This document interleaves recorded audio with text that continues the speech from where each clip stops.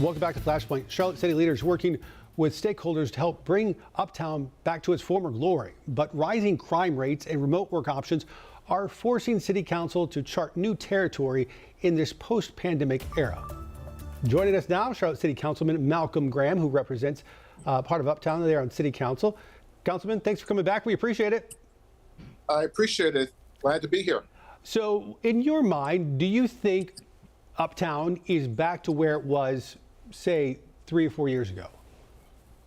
We're making meaningful progress after COVID-19 to have an Uptown that's livable, that's full of excitement and energy. And I recall a couple of months ago where we had an event at Panther Stadium, the AAA baseball stadium, as well as the arena, which created a holistic, lively environment in Uptown. So we're getting our groove back.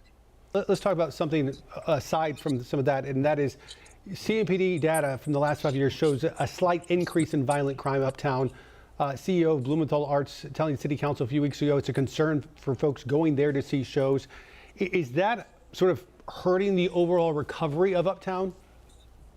Well, I think it's hurting the city as a whole. When you look at our crime metrics, crime and violent crimes are increasing throughout the city.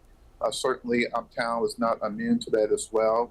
We have to ensure that we have the type of policing efforts necessary to secure all of our city, and certainly Uptown, dealing with issues in reference to homelessness, panhandlers, as well as just basic crime, right? And so we want to work with the neighbors and Center City partners and others, as well as CMPD, to ensure that we provide the type of active policing necessary to have a safe Uptown. Last week, for an example, when there was the speed raisings or the burnouts that occurred in Uptown, we can't have that, not only in Uptown, but anywhere in the city of Charlotte. So we're working really hard to address public safety throughout the city.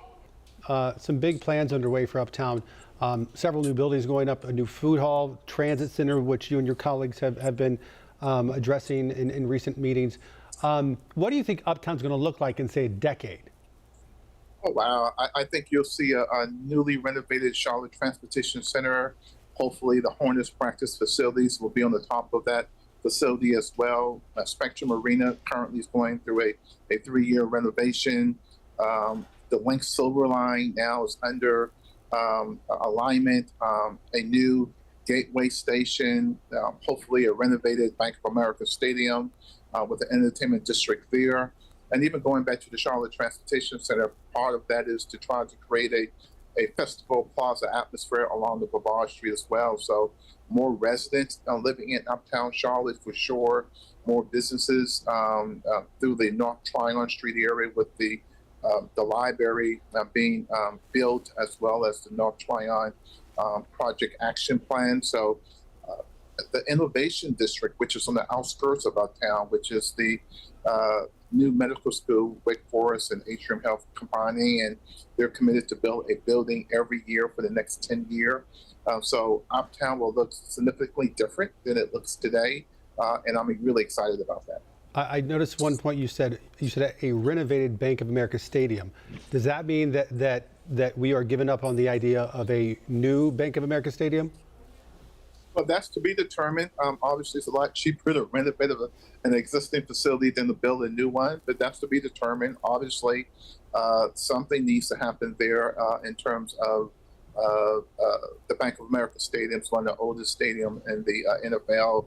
Certainly, there's no secret that folks have been talking about the future of the stadium, so we'll see what happens. What do you think has to happen in order for that to happen?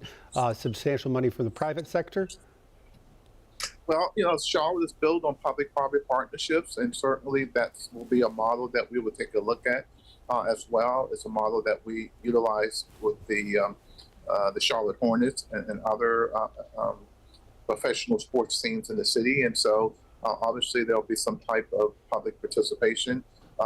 We're not running a blank check for anything, but at the same token, we clearly realize and recognize the importance of having a NFL stadium, a team in Charlotte, Charlotte FC, as well as the entertainment atmosphere for the stadium, i.e. Beyonce is coming to town, and my daughter called me, and she calls sometimes, not often, but she called when she heard that announcement that Beyonce is coming to Bank of America Stadium. And so all that draws an economic impact somewhere between $1.5 billion a year. And certainly I think that's something that the city and the citizens would like to maintain to support small businesses, those who work in them, bartenders, waiters, busboys, those who drive the travel and tourism industry in Charlotte. We got a Beyonce show next up. We got to get Super Bowl. Let me ask you this. It is exciting to look around our skyline right now and see so much growth in Uptown and down in South End as well. But does it ever worry you knowing how much the workplace culture has changed in this country? You have all of these buildings going up, and if or not we're going to have the companies, the workers to fill them. Yeah, that's always a concern. I think you see more housing developments occurring in Uptown, more so than offices. Offices are certainly coming. I think you'll see some retrofitting of some of the offices that are currently vacant to housing options as well. But as the city grows and matures, and as we get beyond COVID-19, and I think we're on the other side of it for certain, that there'll be a more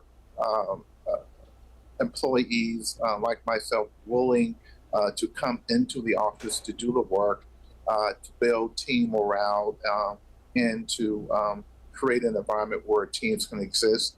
Obviously, there will be some companies that have a virtual option, but I think we will find a way to balance both the housing option as well as the workforce development opportunities as well. I would be remiss if I didn't ask you about the epicenter.